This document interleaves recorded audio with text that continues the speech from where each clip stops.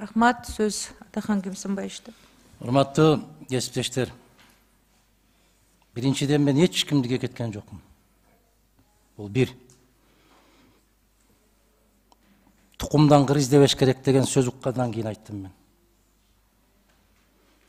Мага дагы сын такканды бираз этият болгула.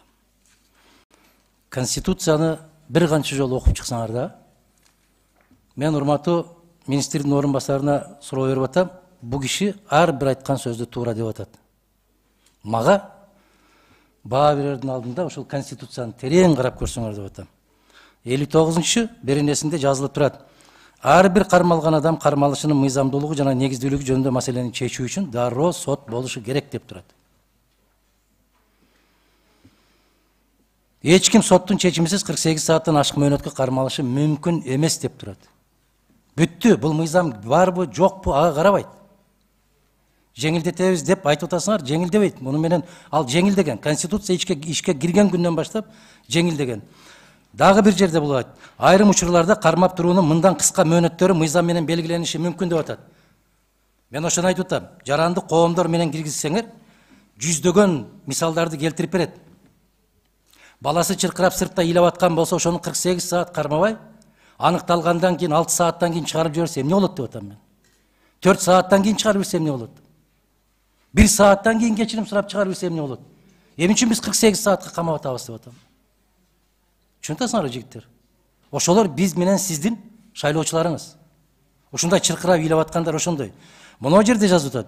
Ким экендиги аныкталганга чейин, бирок 48 сааттан ашык эмес. Эгерде башка мамлекеттин жараны болуп, ким экендиги аныкталбаса, мага десеңер 48 айга отургузуп койгула.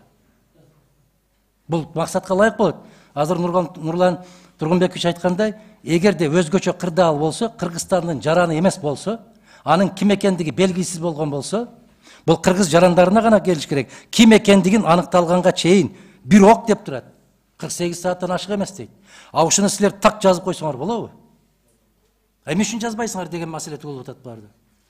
Кыргызстанды сүйүп, Кыргызстанга ушундай күйсөңөр, жазыш керек. Себеп Кыргызстан жайлоо болуп кеткен. Чет өлкөлүктөрдүн кимдери гана жүрбөй атат.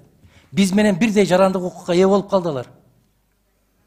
Эмне үчүн ушул 28 беренеге ушуну толуктап жазсаңар эмне болот? Биздин коопсуздук бекемделет. Биздин мамлекетте тартип күчөйт. Биздин кыргыз жарандары менен сырттан келгендер бирдей укукка ээ болбойт, Кыргызстан жайлоого айланбайт.